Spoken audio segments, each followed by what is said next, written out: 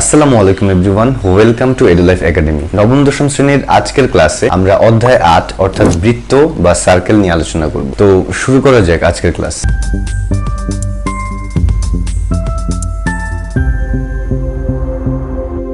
এখন আমরা বৃত্ত অনেকেই চিনি। বৃত্ত যার একটা কেন্দ্র রয়েছে এবং যার একটা পরিধি রয়েছে। এখন বৃত্তের এই পরিধির যে কোনো একটা বিন্দুর সাথে যদি আরেকটা বিন্দু কোন একটা রেখাংশ দ্বারা যোগ করা হয় তাহলে ওই রেখাংশটাকে আমরা বলি জ্যা।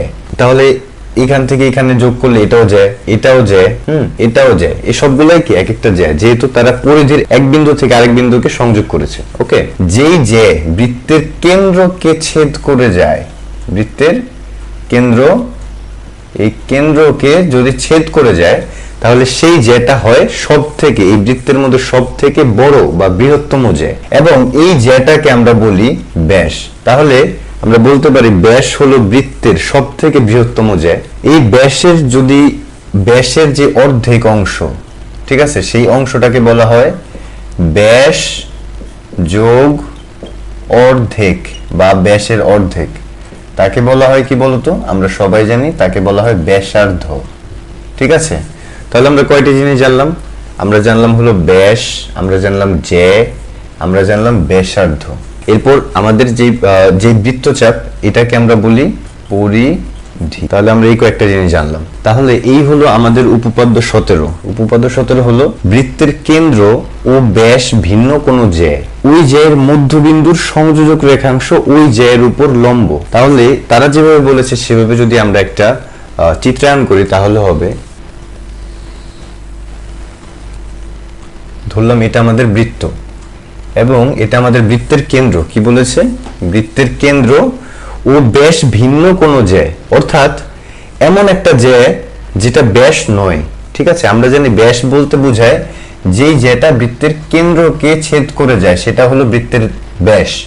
তারা বলেছে বৃত্তের ব্যাস ভিন্ন কোন জ্যা, অর্থাৎ এমন একটা জ্যা যেটা বৃত্তের ব্যাস নয়, বৃত্তের কেন্দ্র দিয়ে চলে যায়নি। ঠিক আছে, তাহলে এমন একটা জ্যায়ের কথা বলেছে যেটা বৃত্তের কেন্দ্র দিয়ে যায়নি, অর্থাৎ এমন একটা জ্যা ব্যাস ভিন্ন।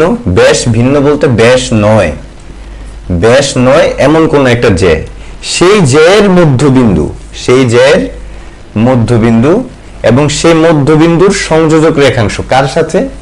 বৃত্তের কেন্দ্র ও মধ্যবিন্দুর সংযোজক রেখাংশ। বৃত্তের কেন্দ্র ও এই মধ্যবিন্দুর যে সংযোজক রেখাংশ, সেই রেখাংশটা ওই জ্যা এর, এই জ্যাটা এর উপর লম্ব। লম্ব বলতে আমরা বুঝি যেখানে 90 ডিগ্রি কোণ উৎপন্ন হয়, ঠিক আছে, সেটা হলো একটা লম্ব এবং এটা হলো তার লম্ব চিহ্ন। ওকে, এই জ্যাটা যদি এ বি জ্যা এবং এই মধ্যবিন্দুটাকে যদি আমরা ধরি এম এবং এই কেন্দ্রকে যদি ধরি ও, তাহলে বৃত্তটা হয় এ বি। বৃত্তটাকে যদি এ বি সি বৃত্ত ধরি, এ বি সি বৃত্তের, তাহলে এ বিটা হলো জ্যা, এম হলো এ বি এর মধ্যবিন্দু, ও হলো কেন্দ্র এবং ও এম হলো জ্যা এবং কেন্দ্রের সংযোজক রেখাংশ। এখন তাদেরকে প্রমাণ করতে হবে এই সংযোজক রেখাংশ ও এমটা এ বি এর উপর লম্ব, এটাই প্রমাণ করতে হবে। তাহলে এটা আমাদের সাধারণ নির্বাচন এবং এইটার উপরে আমাদের বিশেষ নির্বাচনটা লিখতে হবে। বিশেষ নির্বাচন লিখলে আমরা কিভাবে লিখব? মনে করি এই বৃত্তটা ও কেন্দ্র বিশিষ্ট। ঠিক আছে, লিখি ও কেন্দ্র বিশিষ্ট। আচ্ছা, মনে করি ও কেন্দ্র বিশিষ্ট এই বৃত্তটা কি? এ বি সি বৃত্ত। ঠিক আছে, তাহলে বৃত্তটার নাম দিলাম এ বি সি। এই বৃত্তের ব্যাস নয় এমন জ্যাকে, এমন জ্যা হলো এ বি, এমন জ্যা এ বি, এই এ বি এর মধ্যবিন্দু কি? মধ্যবিন্দু হলো এম, তাই না? মধ্যবিন্দু এম।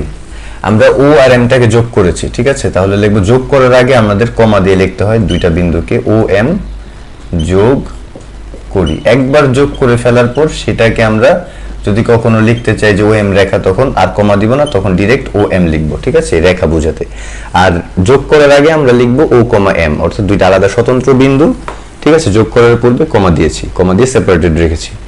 আর যোগ যখন করে ফেলেছি, এরপরে যদি কখন আমরা ও এমটাকে হাইলাইট করতে চাই তখন আমরা সরাসরি ও এম লিখবো, তখন সেটা একটা রেখা হিসেবে কল্পনা হবে। এর আগে এটা দুইটা স্বতন্ত্র বিন্দু হিসেবে কল্পনা হয়েছিল, যোগ করার পর সেটা রেখা হয়ে গেছে। ওকে, এটা হলো আমাদের সিম্পল কনসেপ্ট, এটা আমরা একটু মনে রাখবো। তারা বলেছে প্রমাণ করতে যে এই রেখাংশটা, এই সংযোজক রেখাংশটা ওই জ্যায়ের উপর লম্ব। তাহলে আমরা লিখতে পারি প্রমাণ করতে হবে যে OM এই রেখাংশটা লম্ব অফ AB, OM লম্ব AB, এটাই প্রমাণ করতে হবে। অর্থাৎ OM রেখাংশটা AB এর উপর লম্ব, এটা প্রমাণ করতে হবে। আচ্ছা, এখানে আমাদের একটু সিম্পল অঙ্কন করতে হবে।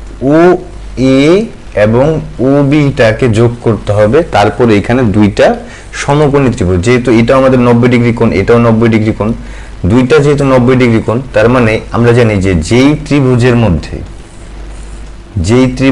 মধ্যে যে কোনো একটি কোণ সমকোণ, যে কোনো একটি কোণ সমকোণ, সেই কোণটাকে আমরা বলি কি সমকোণী ত্রিভুজ।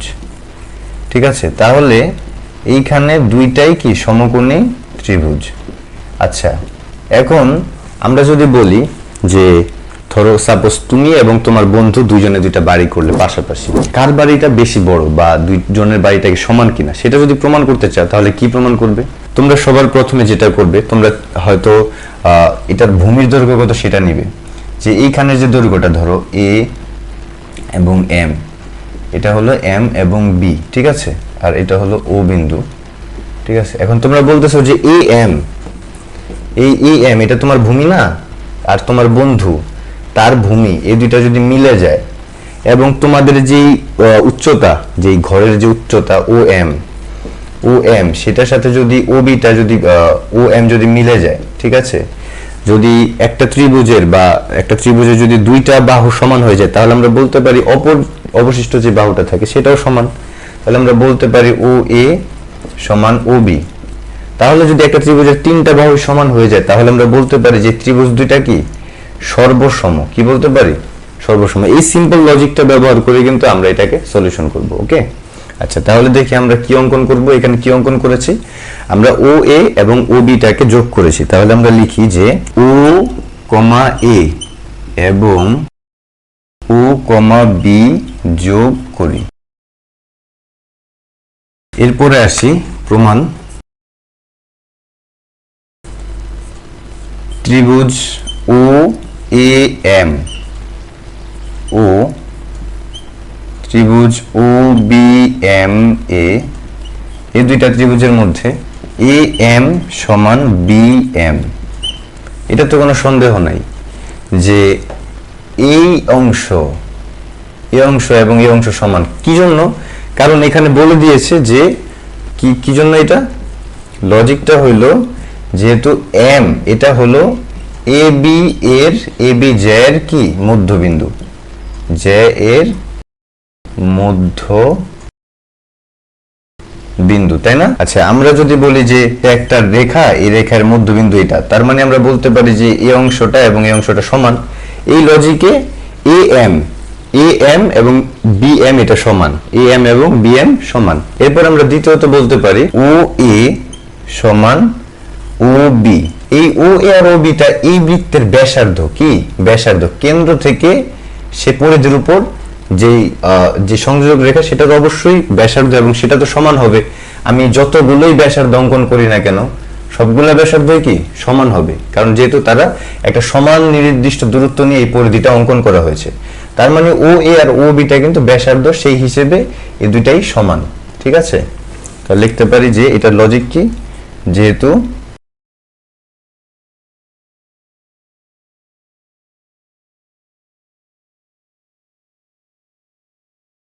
ওকে উভয় একই বৃত্তের ব্যাসার্ধ বলে OA আর OB সমান।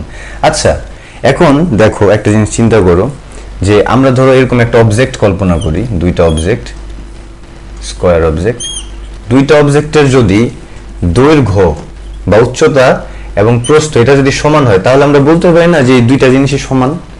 ঠিক এইখানেও আমাদের যেহেতু দুইটা সমকোণী ত্রিভুজের এই বাহুটা সমান হয়ে গিয়েছে, অতিভুজও সমান হয়ে গেছে, তার মানে আমরা বলতে পারি সাধারণ বাহু তো সেম, এটা তো সাধারণ বাহু, OM টা তো দুইজনের মধ্যেই কমন আছে, তার মানে এটা তো অবশ্যই সমান। OM সমান OM। কেন? কারণ OM তো এটা দুইটাই সাধারণ বাহু, একই জিনিস। ঠিক আছে, মনে করো যে তুমি আর তোমার বন্ধু যে বিল্ডিংটা করেছো, দুইজনেই বিল্ডিং করেছো। আমরা অনেক সময় দেখি না যে মিরপুর বা অনেক এরিয়ার মধ্যে যে বিল্ডিং তাদের মধ্যে কোনো গ্যাপ থাকে না। হ্যাঁ, অনেক সময় দেখা যায় যে দুইজনের একই ওয়াল থাকে। এরকম ধরো সাপোজ দুইজনে দুইটা অ্যাপার্টমেন্ট করেছো, কিন্তু অ্যাপার্টমেন্টটা একদম মনে করো একদম একটাই ওয়াল শেয়ার করছে। ঠিক আছে, এটা তোমার বিল্ডিং এবং এটা তোমার বন্ধুর বিল্ডিং। বন্ধুর বিল্ডিং দুইজনেরই কি মাঝখানের যে ওয়াল সেটা দুইজনেরই সেম, কোনো ডিফারেন্স নাই, এখানে কোনো মাঝখানে জানালা দরজা কিছু নাই, দুইজনের ওয়াল সেম। তার মানে আমরা বলতে পারি যে দুইজনের সাধারণ ওয়াল যেটা এটা একই সমান। এটা তো সিম্পল। এখন এই দুইটা ত্রিভুজের মধ্যে তিনটা বাহুই যদি পরস্পর সমান হয়ে যায় তাহলে আমরা বলতে পারি যে অর্থাৎ এই ত্রিভুজ দুইটা কি সর্বসম। সর্বসম মানে কি সবকিছু তাদের সমান। ত্রিভুজ OAM এটা হলো সর্বসম চিহ্ন, এটা হলো OBM, এই দুইটা ত্রিভুজ কি সর্বসম। তাহলে আমরা বলতে পারি যে এদের যে কোণগুলো আছে সেগুলো সমান। কোণ OMA এই কোণটা এবং OMB দুইটা কোণই সমান। সুতরাং কোণ OMA সমান কোণ OMB। আচ্ছা, যেহেতু এই দুইটা কোণ রৈখিক যুগল কোণ,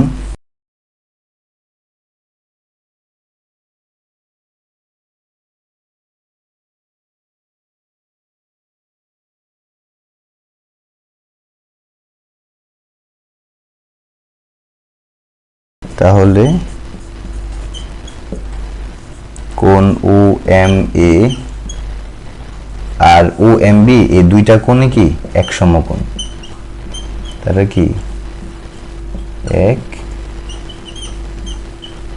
সম, যেহেতু দুইটা কোণে এক সমকোণ এটা প্রমাণ হয়ে গেছে। তাহলে আমরা বলতে পারি অতএব OM এটা হলো লম্ব AB এর উপর। ঠিক আছে, প্রমাণিত। কেমন? তাহলে এই হলো উপপাদ্য 17 এবং এই কনসেপ্টের উপর বেস্ট করে কিন্তু পরবর্তী উপপাদ্য এবং সৃজনশীল যা আসবে সবগুলা এই কনসেপ্ট থেকে কিন্তু আস্তে আস্তে শুরু। তো নেক্সট ক্লাসে আমরা নেক্সট উপপাদ্যগুলো দেখাবো এবং এই ক্লাসগুলো কন্টিনিউয়াসলি করলে তোমাদের উপপাদ্য নিয়ে যে জটিলতা বা ভয় সেটা কিন্তু আর থাকবে না। তো আশা করবো তোমরা পরবর্তী ভিডিওগুলোও মনোযোগ সহকারে দেখবে এবং এই ক্লাসটা তোমরা খুব সুন্দরভাবে বুঝেছো। যদি কোনো কনফিউশন থাকে তাহলে সেটা অবশ্যই কমেন্ট বক্সে জানাবে, আমি অ্যান্সার করার চেষ্টা করবো। সেই পর্যন্ত ভালো থাকো, সুস্থ থাকো, ধন্যবাদ।